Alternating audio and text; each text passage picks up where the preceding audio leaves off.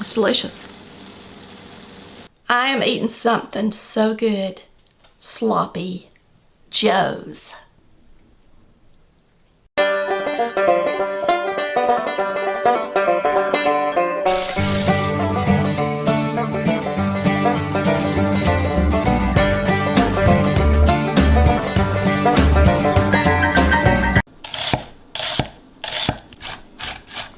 I'm using my little rocker blade to chop these. I bet your mama made Sloppy Joes. Whose mama didn't?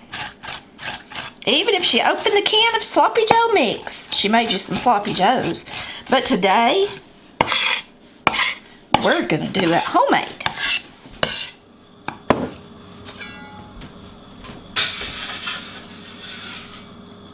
We're gonna throw some onion in here.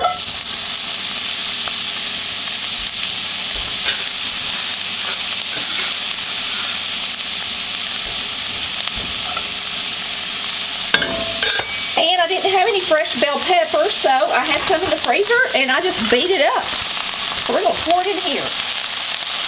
We're gonna saute this in the skillet so it's nice and tender.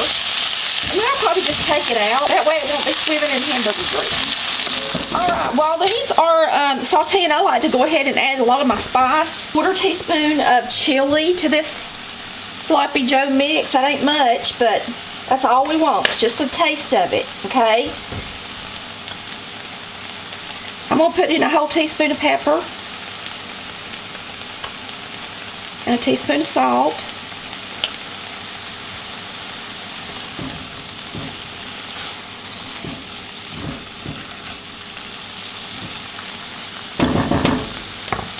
Now, I like onion powder, and I know we got onion in here, but I still like the powder too. One of the viewers actually told me to start using it, and I just love it and everything. So I'm going to put in 2 teaspoons of this because I love it.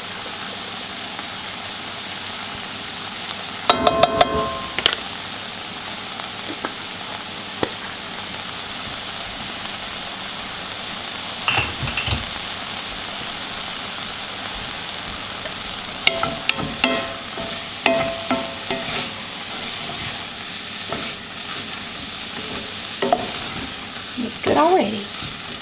Y'all, I remember when Mama made Sloppy Joes because it was one of my favorites. I was always excited on Sloppy Joe night. My mama most of the time opened the can, for the most part. And I will say that a lot of people talk about food tasting like a can. If there's anything to me that tastes like a can, it's normally tomato sauce like Sloppy Joes type stuff, or like Chef Boyardee spaghetti and meatballs. If it's been in the can too long, you can taste the can. And so be real careful buying your Sloppy Joe. Look at the expiration date. Make sure it's fresh so that you don't get that awful taste. Today we're not going to use Sloppy Joe mix. We're making our own. But there's nothing wrong with taking shortcuts when you need to. Alright, we're going to get this out and start browning our ground beef. And I'm just taking this out so that it's not swimming in hamburger.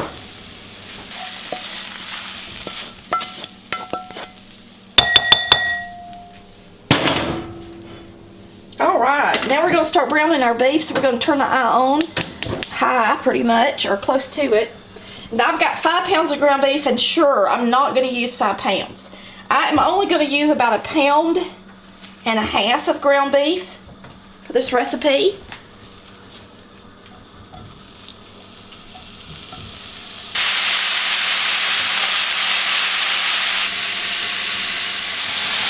Alright, we're going to put a little bit of fresh garlic in here when we brown this beef. If you have garlic powder, use it if you don't have any fresh garlic. And just use about a half teaspoon, I guess, to a teaspoon. Just how much you like. My husband does not like garlic salt. If you use garlic salt, make sure that you don't over salt it. You know, you might want to reduce the salt somewhere else.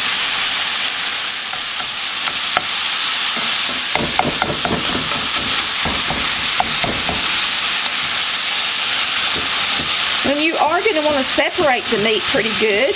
So if you don't have a hamburger separator, I've got one. I just don't have it out right now. Just make sure you smash it down into the skillet and separate it good. All right, after you ground your beef, my beef was actually chucked, so there was hardly anything down on the bottom, so I'm not going to drain it because there's not enough down in there to fool with to me. So what we're going to do is add our onion and pepper and spices to the beef.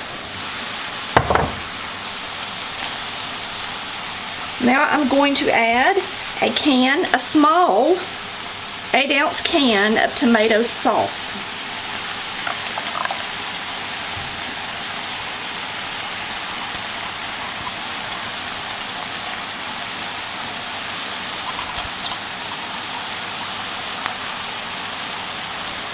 All right, now while you still have your can, we're going to fill it up with the ketchup.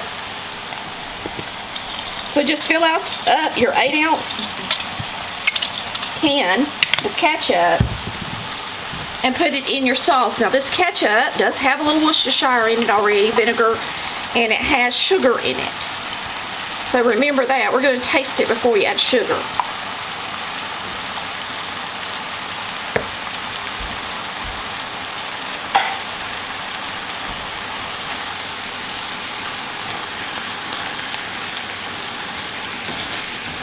Now I'm going to add a little extra Worcestershire. I already said. Don't overdo it. Some people put a little steak sauce in theirs instead of doing it that way. You can do that if you got a little A1 or whatever. You can throw that in there too.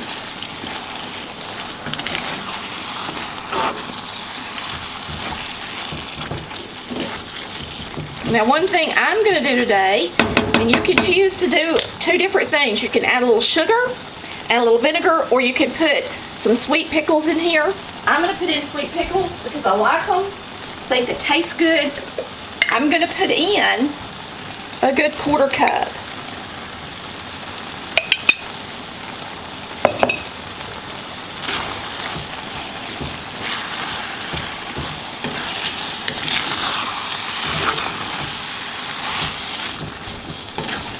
Okay, now we're going to put in a little mustard, about a tablespoon.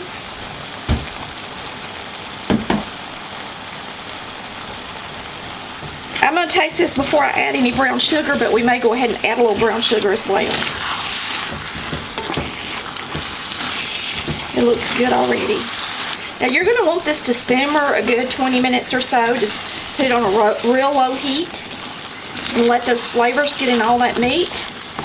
And you never serve a sloppy joe without putting it in the bun, tying up the bag, and letting the buns get real soft. And I'm going to turn it down on low.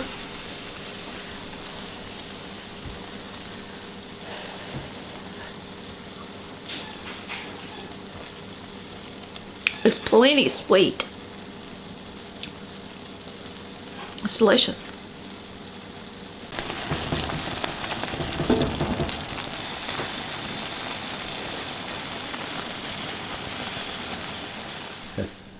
I like to take the sloppy joes and put them in the bun and then put the bun in a bag. Now, if you don't want to make all 8 sloppy joes, then you can use a gallon-sized bag if you've got one, and only, put in a bag what you're going to eat and then save the rest of the bread.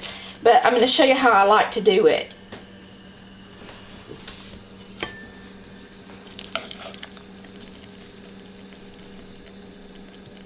This is my 1/4 cup scooper, and it works perfect just for a regular hamburger size.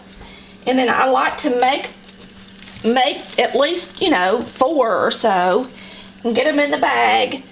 And if you got a big family, just go ahead and bag them all up and let them sit there for about 10 minutes before everybody comes to eat, and they're going to just be even better. Just fold that bag up underneath there. We'll be back in a minute.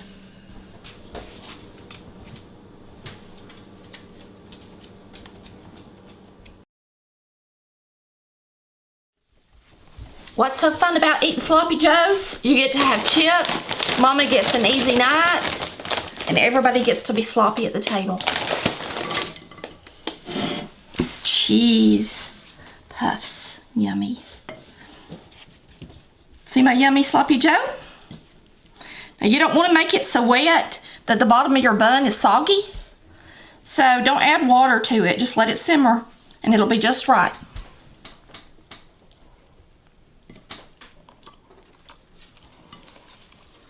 Mmm. Yummy.